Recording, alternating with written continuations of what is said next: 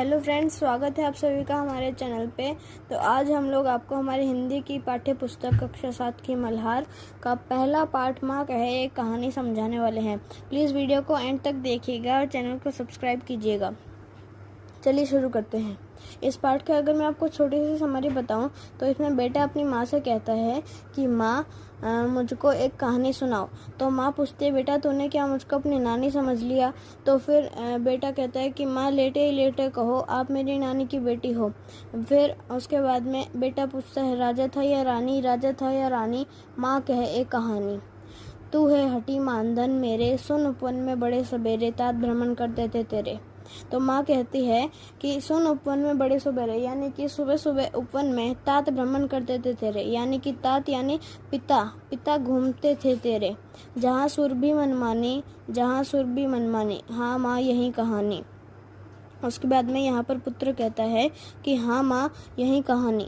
वर्ण वर्ण के फूल खिले थे, झलमल कर हिमबिंदु झिले थे, हल्के झोंके हिले मिले थे। उसके बाद माँ कहती है कि उपवन में तरह तरह के फूल थे, वहाँ पर हर मतलब अलग अलग तरीके के फूल थे, वहाँ पर हवा बहुत अच्छी चल रही थी। उसके बाद में आगे देखें तो लहराता था पानी, लहराता था पानी, हाँ हाँ यही कहानी। उसके बाद में माँ कहती है कि वहाँ पे जो पानी था वो लहराता था और यही कहानी। गाते थे खग कल कल स्वर से, सहसा एक हंस ऊपर से, गिरा बिद्ध होकर खर्च सर से। वहाँ पर जो चिड़िया थी वो अच्छे स्वर में गाना गाती थी और तभी उसी वक्त एक हंस वहाँ पे ऊपर से गिरता है जिससे कि चोट लगी होती है। हुई पक्ष की हानि, हुई पक्ष की हानि, करुणा भरी कहानी। उसके बाद में बेटा कहता है कि पक्ष की हानि होती है और यह कहानी करुणा भरी है। चौक उन्होंने उसे उठाया, नया जन्म सा उसने पाया, इतने में आखिर तक आया। तब जो बेटे के जो पिता होते हैं सिद्धार्थ, वो उन्होंने चौक कर उसे उठाया और उसे नए जन्म जैसा, जैसे कि वो अभी अभी जन्म हुआ हो उसको वैसा पाया और उतने में ही वहाँ पर आखिर तक यानी शिकारी आया। लक्ष्य सिद्धि का मानी, लक्ष्य सिद्धि का मानी, कोमल कठिन कहानी। उसके बाद में बेटा यहाँ पर कहता है कि जो लक्ष्य सिद्धि है उसकी मानी होती है और यहाँ पर कहानी और ज़्यादा कठिन हो जाती है। मांगा उसने आहत पक्षी, तेरे तात किंतु थे रक्षी, तब उसने जो था खग बख्शी।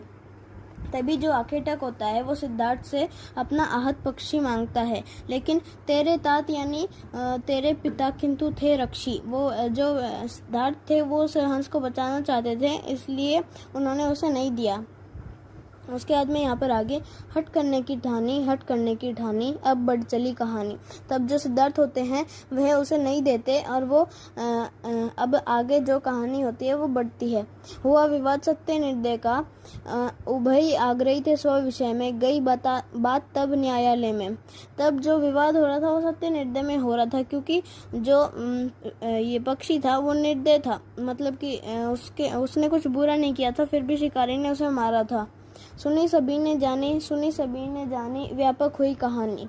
उसके बाद में पुत्र यहाँ पर कहता है कि सभी ने कहानी सुनी और यहाँ पर कहानी और ज़्यादा व्यापक हुई। राहुल तू निर्णय कर इसका, न्याय पक्ष लेता है किसका, कह दे निर्भय जय हो जिसका। तो यहाँ पर माँ अपने बेटे से कहती है, जिसका नाम राहुल होता है, कि राहुल तू निर्णय कर इसका, इसमें न्याय पक्ष लेता है किसका। सुन लूँ तेरी बानी, माँ मेरी क्या बानी, मैं सुन रहा कहानी। उसके बाद में माँ कहती है यहाँ पर कि मैं तेरी बानी सुनूं। तो बेटा कहता है, माँ मेरी क्या कहानी, मैं तो कहानी सुन, मतलब मेरी क्या बानी, मैं तो कहानी सुन रहा हूँ।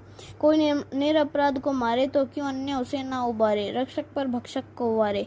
अगर कोई निरपराध को मारता है तो क्यों उसे अन्य, मतलब कि कोई दूसरा उसे क्यों ना ये अच्छा माने, रक्षक पर भक्षक को वारे।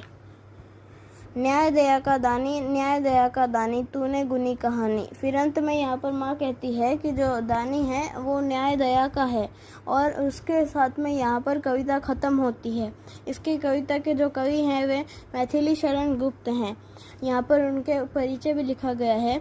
मैथिली शरण गुप्त द्वारा रचित कविता का यह अंश माँ कहे कहानी उनकी काव्य कृति यशोधरा से लिया गया है। यह माँ यशोधरा और बेटे राहुल के बीच संवाद शैली में रचा गया है। मैथिली शरण गुप्त का जन्म चिर गांव झांसी उत्तर प्रदेश में हुआ था। 15-16 वर्ष की आयु में ही वे कविता करने लगे थे।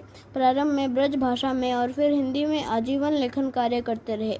स्वतंत्रता आंदोलन में उनकी रचनाओं ने लोगों में देश प्रेम की भावना जगाने का काम किया। राष्ट्रीय कवि के रूप में इनकी ख्याति सर्वविदित है। इनकी अधिकांश कृतियों में भारत की धार्मिक, सांस्कृतिक, ऐतिहासिक और राष्ट्रीय चेतना के स्वर हैं। साकेत, भारत भारती और यशोधरा उनकी काव्य कृतियां हैं। उसके बाद में यहाँ पर आगे चलते हैं जो कि एक्सरसाइज है। तो यहाँ पर सबसे पहले MCQs हैं। नीचे दिए गए प्रश्नों को ध्यान से पढ़िए, उनका सबसे सही उत्तर कौन सा है उनके सामने तारा बनाइए। कुछ प्रश्नों के एक से अधिक उत्तर भी हो सकते हैं। पहला प्रश्न, माँ अपने बेटे को करुणा और न्याय की कहानी क्यों सुनाती है? ऑप्शन नंबर 1, राजाओं की कहानियों से उनका मनोरंजन करने के लिए, उसमें सही और गलत की समझ विकसित करने के लिए, उसे परिवार की विरासत और पूर्वजों के बारे में बताने के लिए, उसे प्रकृति और जानवरों के बारे में जानकारी देने के लिए। तो इसका जो करेक्ट आंसर है वो ऑप्शन नंबर 2 है, उसमें सही और गलत की समझ विकसित करने के लिए। दूसरा प्रश्न, कविता में घायल पक्षी की कहानी का उपयोग किस लिए किया गया है? निर्दोष पक्षी के प्रति आखिर तक की क्रूरता दिखाने के लिए, पिता की वीरता और साहस पर ध्यान दिलाने के लिए, करुणा और हिंसा के बीच के संघर्ष को दिखाने के लिए और मित्रता और निष्ठता के महत्व में को उजागर करने के लिए। तो इसके 2 ऑप्शन सही हैं, निर्दोष पक्षी के प्रति आखिर तक की क्रूरता दिखाने के लिए और करुणा और हिंसा के बीच के संघर्ष को दिखाने के लिए। उसके बाद में यहाँ पर तीसरा प्रश्न, कविता के अंत तक पहुँचते पहुँचते बच्चे को क्या समझ में आने लगता है?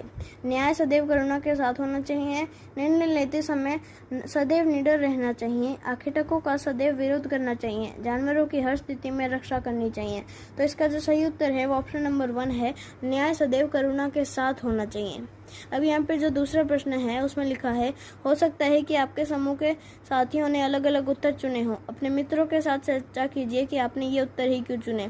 तो मैंने यहाँ पर उत्तर लिखा है कि मैंने ऊपर दिए गए उत्तर इसलिए चुने हैं क्योंकि कविता का मुख्य उद्देश्य राहुल को नैतिक मूल्य सिखाता है। माँ की कहानी करुणा और न्याय पर आधारित है जो बच्चे में सही गलत की समझ विकसित करती है। घायल पक्षी की कहानी क्रूरता और दया के बीच के संघर्ष को दिखाती है और अंत में राहुल का जवाब दर्शाता है कि वह न्याय में करुणा के महत्व को समझ गया है। अपने मित्रों के साथ चर्चा करके मैं उनके दृष्टिकोण को समझ सकती हूँ। जैसे कि कुछ लोग मनोरंजन या प्रकृति के बारे में सोच सकते हैं, लेकिन कविता का मुख्य संदेश नैतिकता और करुणा है और इसी कारण से मेरे लिए ये उत्तर सबसे उपयुक्त है। उसके बाद में यहाँ पर मिलकर करें मिलान। इस पाठ में अपने माँ और पुत्र के बीच की बातचीत को एक कविता के रूप में पढ़ा है। इस कविता में माँ अपने पुत्र को उसके पिता की एक कहानी सुना रही है। क्या आप जानते हैं कि ये माँ, पिता और पुत्र कौन है? अपने समूह में इन पर चर्चा कीजिए। इसके लिए आप शब्दकोश, इंटरनेट या अपने शिक्षकों की सहायता ले सकते हैं।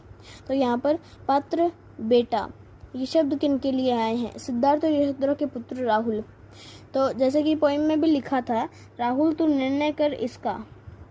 उसके बाद में माँ यशोधरा एक राजकुमारी, तात जिन्हें हम पिता बोलते हैं, सिद्धार्थ एक राजकुमार। तो सिद्धार्थ जो है वो हम गौतम बुद्ध को बुलाते थे पहले बचपन में। पंक्तियों पर चर्चा, पाठ में से चुनकर कुछ पंक्तियां नीचे दी गई हैं, इन्हें ध्यान से पढ़िए और इन पर विचार कीजिए। आपको इनका क्या अर्थ समझ में आया अपने समूह में साझा कीजिए और लिखिए। कोई निर्मम अपराध को मारे तो क्यों अन्य उसे ना उबारे, रक्षक पर भक्षक को वारे, न्याय दया का दानी। इसका उत्तर मैंने लिखा, इन पंक्तियों का अर्थ है कि अगर कोई निर्दोष को मारता है तो दूसरों को उसकी रक्षा करनी चाहिए। जो रक्षक है उसे भक्षक यानी कि हिंसक पर विजय प्राप्त करनी चाहिए। न्याय हमेशा दया के साथ होना चाहिए, अर्थात न्याय करने वाला दयालु होना चाहिए। यह पंक्ति राहुल के विचार को दर्शाती है कि निर्दोष की रक्षा और दया के साथ न्याय करना सही है। उसके बाद में यहाँ पर दूसरा प्रश्न, हुआ विवाद सदैव निर्दय में, उभे आग्रही थे स्व विषय में, गई बात तब न्यायालय में, सुनी सभी ने जानी। इन पंक्तियों का अर्थ है कि दयालु जो पक्षी को बचाना चाहता है और निर्दयी आखिर तक, उनके बीच विवाद हो गया। दोनों अपनी अपनी बात पर अड़े थे। मामला न्यायालय में गया जहाँ सभी ने कहानी सुनी और समझा। यह दर्शाता है कि जब दो पक्ष सहमत नहीं होते तो न्यायालय में मांग की जाती है। तो इसी के साथ मेरी पार्ट 1 की वीडियो ख़त्म होती है। अगर आपको ये वीडियो पसंद आए तो प्लीज़ ज़रूर से हमारे चैनल को सब्सक्राइब कीजिए और लाइक शेयर ज़रूर कीजिए और कमेंट बॉक्स में बताइएगा कि आपको अगली वीडियो किस टॉपिक के लिए चाहिए। तब तक के लिए बाय बाय।